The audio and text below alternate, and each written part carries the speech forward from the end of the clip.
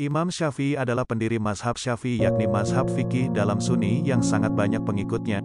Imam Syafi'i merupakan satu-satunya imam mazhab dari keturunan Quraisy yang nasabnya tersambung kepada Rasulullah Shallallahu Alaihi Wasallam melalui Abdul Manaf. Kisah singkat perjalanan Imam Syafi'i dalam menuntut ilmu. Nama lengkap Imam Syafi'i adalah Muhammad bin Idris bin Abbas bin Utsman bin Syafi'i bin Sa'ib bin Ubaid bin Abdul Yazid bin Hashim bin Abdul Muthalib bin Abdul Manaf. Beliau memulai perjalanan menuntut ilmunya dengan belajar membaca, menulis, dan menghafal Al-Quran.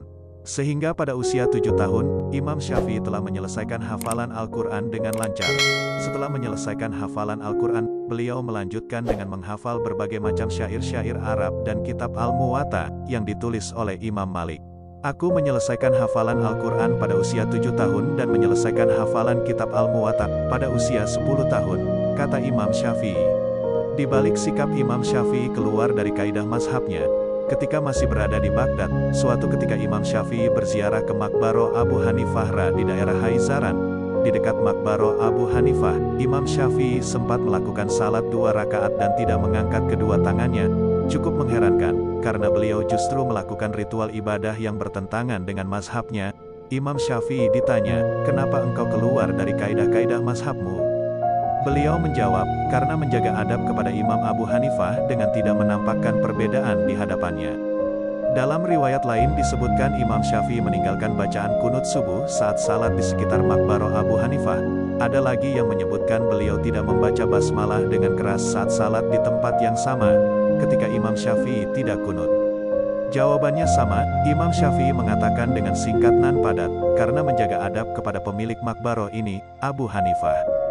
Dalam kajian fikih, mazhab Syafi'i menyunahkan mengangkat kedua tangan, membaca doa kunut dan membaca keras bismillah, berbeda dengan pendapat mazhab Hanafi.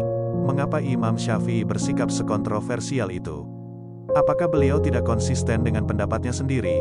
Syekh Kiai Haji Mahfuz Termas dalam kitabnya Hasyiah Al-Tarmasi, Alal Minhaj Al-Qawi menjelaskan bahwa sikap Imam Syafi'i tersebut, meskipun terlihat aneh, namun mengandung beberapa pelajaran besar di dalamnya. Bukannya tidak konsisten, namun beliau mengambil sikap yang justru menunjukkan keluasan pandangan dan kebijaksanaan beliau. Bila diteliti lebih dalam lagi, sebenarnya tidak ada yang aneh dari sikap Imam Syafi'i. Sikap Imam Syafi'i yang bertentangan dengan kaidah mazhabnya, mengajarkan kepada kita beberapa hal sebagai berikut. Pertama, pentingnya menjaga adab kepada ulama, terlebih kepada yang lebih senior meskipun sudah meninggal. Kedua, perkara sunnah terkadang lebih baik ditinggalkan untuk tujuan yang lebih penting, seperti menjaga adab, mengajarkan orang awam, dan lain-lain.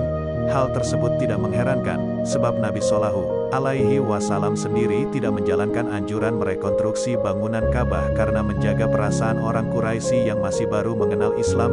Ketiga, pentingnya menjaga marwah dan kewibawaan ulama.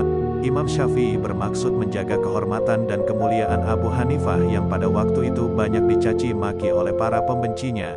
Fitnah dan cacian kepada Abu Hanifah tidak hanya terjadi saat beliau masih hidup, namun juga terjadi setelah beliau wafat. Imam Syafi'i memanfaatkan kebesaran namanya dengan membuat langkah yang cerdik untuk meredam fitnah tersebut. Keempat, pentingnya menunjukkan derajat keagungan ulama di hadapan halayak. Kelima, perbuatan yang manfaatnya juga dirasakan orang lain lebih utama daripada amaliyah yang manfaatnya terbatas untuk diri sendiri. Keenam, penjelasan dengan perbuatan lebih mengena daripada terbatas dengan ucapan. Imam Syafi'i menjelaskan tentang keagungan Abu Hanifah sekaligus pentingnya menjaga adab kepada para senior yang tidak sependapat. Beliau menyampaikan maksud dakwahnya tersebut dengan perilaku beliau secara langsung.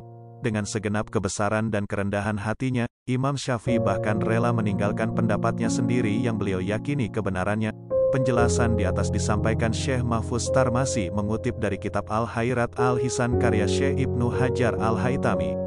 Di bagian akhir kutipannya, salah satu ulama Nusantara ini menyampaikan bahwa keterangan tersebut merupakan ilmu yang sangat penting untuk diketahui. Meski cukup panjang, tidak biasanya beliau mengutip pendapat ulama lain sepanjang itu. Demikian hikmah di balik Imam Syafi'i yang bersikap menyalahi kaidah mazhabnya.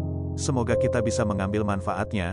Semoga kita diberi hati yang lapang untuk menghargai pendapat orang lain serta tidak mudah memvonis salah perbuatan seorang tokoh yang dikenal kealimannya. Terima kasih sudah klik video ini. Terus support channel ini dengan cara subscribe, klik komen dan share.